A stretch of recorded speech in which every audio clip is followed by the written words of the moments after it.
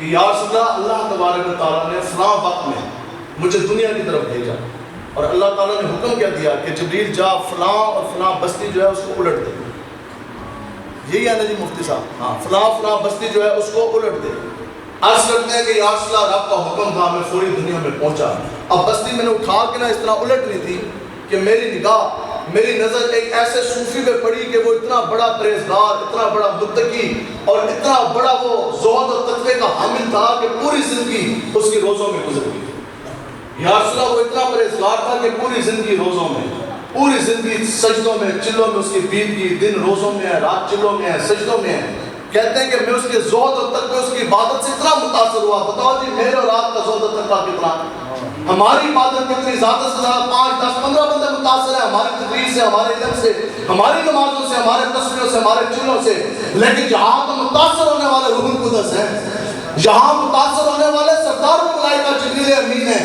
پھر رب کی بارگاہ میں جا کے گواہی دینے عذاب نہیں دیا، بستی پلٹی نہیں، جا کے رب کی بارگاہ میں گواہی دی کہ یا الہی وہاں تو تیرا اتنا نیک بندہ بیٹھا کہ جو آنکھ جھپکنے کے برابر اتنی سی بھی دے تیری یاد سے، تیری عبادت سے غافل نہیں ہوا.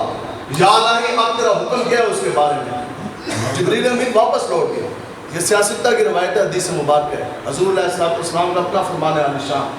اللہ تبارک و تعالیٰ نے حکم کیا دیا. یہ وہ بات ہے دینی غیرت اور حمیت کی. اللہ تبارک و تعالیٰ نے کیا حکم دیا؟ رب نے فرمایا جبریل واپس لوٹ جا، ابھی کے ابھی واپس جا اور سب سے پہلے اس بستی کو اٹھا، اکیلے اس بدبخت کے اوپر پلٹ دے. بعد میں باقی لوگوں کے اوپر پلٹی. وجہ کیا؟ کہ یہ تو ایسا بدبخت، یہ تو ایسا بے غیرت کہ اللہ کی حدود پامال ہوتی رہی، یہ کبھی میدان عمر میں بھی نہ آیا. یہ تو ایسا بدبخت، یہ تو ایسا بے غیرت، اس کے اندر تو دینی غیرت اور حمیت اتنے نام کی بھی نہیں. جب نبیوں کی عزت پر حملے ہوتے رہے، اس کے چہرے کا رنگ بھی کبھی متغیر نہ ہوا.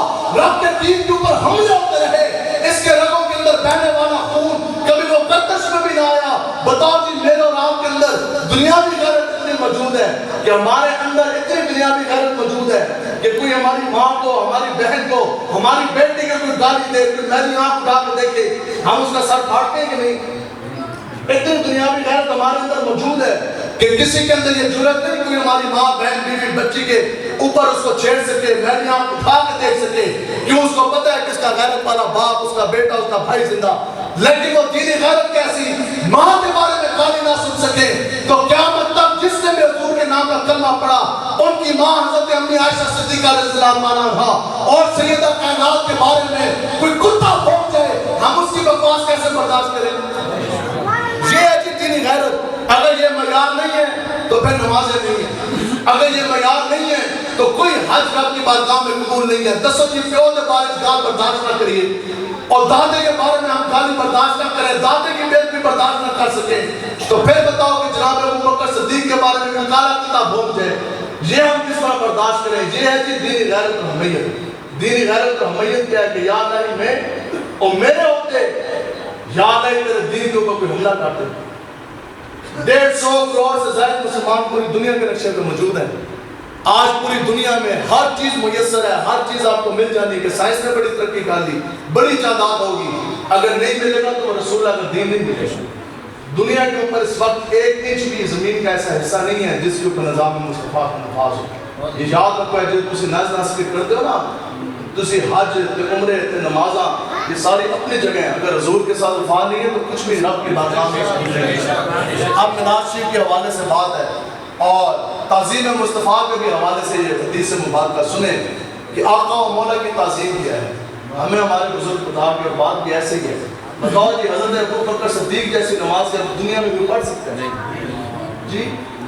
تو پھر حضرت ابو بکر صدیق نے نماز کیسی پڑھی، صحابہ نے نمازیں کیسی پڑھی؟ یہ یاد رکھو جس نماز کے اندر، جس عبادت کے اندر تعظیم مصطفیٰ نہیں ہے وہ عبادت ہمارے منہ کے اوپر مار جائے. ایک بندہ جتنی مرضی نماز تہجد پڑھتا رہے، جتنے مرضی وہ سجدے پہ سجدے کرتا رہے، اگر اس نمازی کے سینے کے اندر عشق مصطفیٰ نہیں ہے، آپ بتاؤ کہ اس کا سجدہ قبول ہے؟ کیا اس کا قیام کرنا قبول ہے؟ کیا اس کی عبادت قبول ہے؟ اب ایک حاجی ہے وہ ہر سال جا کے حج کرے، 50 حج کر لیے، لیکن اس حاجی کے سینے کے اندر اگر تعظیم مصطفیٰ، عشق مصطفیٰ نہیں ہے، پھر بتاؤ کہ اس کا حج قبول ہے؟ کیا اس کا طواف کعبہ قبول ہے؟ ایک بندہ پوری زندگی ایک نہیں اربع خربہ روپے اللہ کی بنا دے, بچے کی شادی کروائے, ایمبولینس سے چلائے, فری کے وہ اسپتال کھولتے, لیکن اگر اس کے سینے کے اندر عشق مصطفیٰ نہیں ہے, اس کا دیا کا صدقہ, اس کی دیوے خراب جو ہے وہ قبول ہے نہیں ہے. یہ ہمیں صحابہ نے بتایا.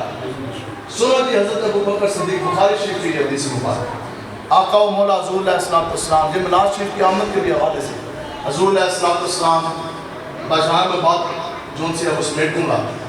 حضرت حضور علیہ السلام وادی قباء کی طرف تشریف لے گئے. دو کوئی قبائل تھے ان کا آپس میں, دو قبائل تھے ان کا آپس میں, کوئی جون سا ہے وہ کوئی لڑائی جھگڑا ہو گیا, تو ان کا تصفیہ کروانے کے لیے آقا و مولا حضور علیہ السلام وادی قباء کی طرف تشریف لے گئے. جاتے ہوئے آقا و مولا حضور علیہ السلام نے حضرت بلال حبشی کو حکم فرمایا. حضور نے فرمایا کہ آپ نے اذان پڑھنی ہے, اور حضرت ابوبکر صدیق کو بلایا, اور حضور علیہ السلام نے فرمایا کہ اگر عصر کی نماز تک وہ واپس نہ آیا, اگر میرے آنے میں تاخیر ہوگی تو پھر آپ نے میرے مصلی کے اوپر کھڑے ہو کے صحابہ کی امامت کرانی ہے. نماز تو نماز کس نے پڑھانی ہے؟ اونچا بولیں, کس نے پڑھانی ہے؟ حکم دینے والے کون ہیں؟ حضور علیہ السلام. اس لیے ایک بار تو حضور نے فرمایا کہ اگر میرے آنے میں تاخیر ہوگی, عصر کا چونکہ اس کے بعد وقت ہے, تو پھر آپ نے میرے مصلی کے اوپر کھڑے ہو کر نماز کی امامت آپ نے فرمایا. اب ہوا کیا کہ سنیں جی, حضور آ گئے, جیب کے میلاد ہے, یہ تو آقا و مولا کی جون سے وہ جلوہ گری کی برکات ہے. اب ہوا کیا کہ عصر کا وقت داخل ہوا, حضرت بلال حبشی رضی اللہ تعالیٰ عنہ آپ نے اذان پڑھی. آقا و مولا حضور علیہ السلام ابھی تشریف نہ لے کر آئے جو وادی قباء سے, اور وہ صفے جون سے ہیں وہ بدی کی. اب ان صفوں سامنے مصلی امامت کے اوپر جو رسول اللہ کا مصلی تھا اس کے اوپر کون کھڑے ہوئے؟